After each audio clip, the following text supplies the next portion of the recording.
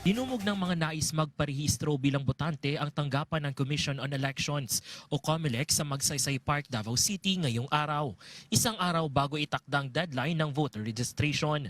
Ayon sa COMELEC Davao City, nagdagdag sila ng mga registration counter at nagpatupad ng mas pinaigting na sistema upang maserbisyuhan ang dumadaming bilang ng mga nagpaparehistro.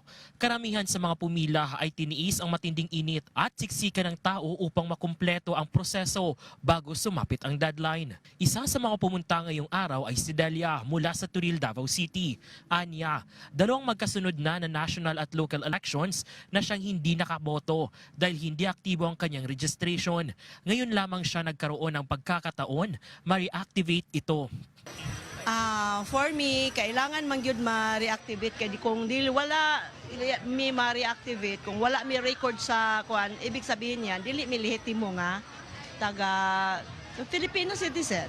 Kaya wala may record sa Philippines. Dumalo rin ang estudyanteng si Rian na ngayon lamang nakaparehistro bilang botante dahil wala silang pasok ngayong araw. Anya, mahalaga para sa kanya ang maitala sa listahan upang makaboto ng karapat-dapat na lider.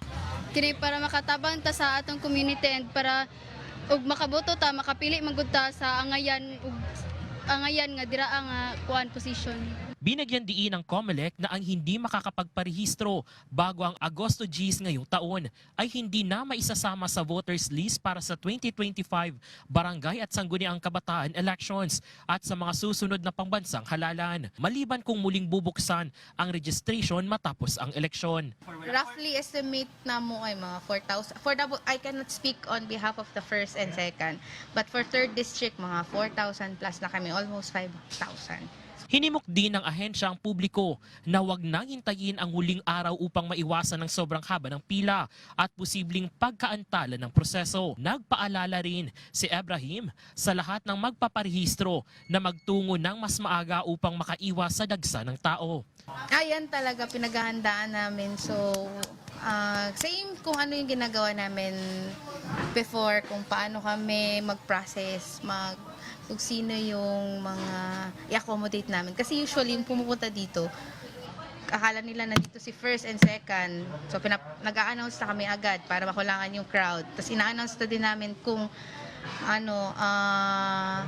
na walang transfer. Kasi yun naman ang karamihan na nagtatanong kung may transfer. Ayon sa tala ng COMELEC District 3, umabot na sa mahigit 7,000 ang buong rehistradong botante mula sa unang araw ng voter registration hanggang ngayong araw para sa District 3 sa Davao City. JC Aliponga para sa Pangbansang TV sa Bagong Pilipinas.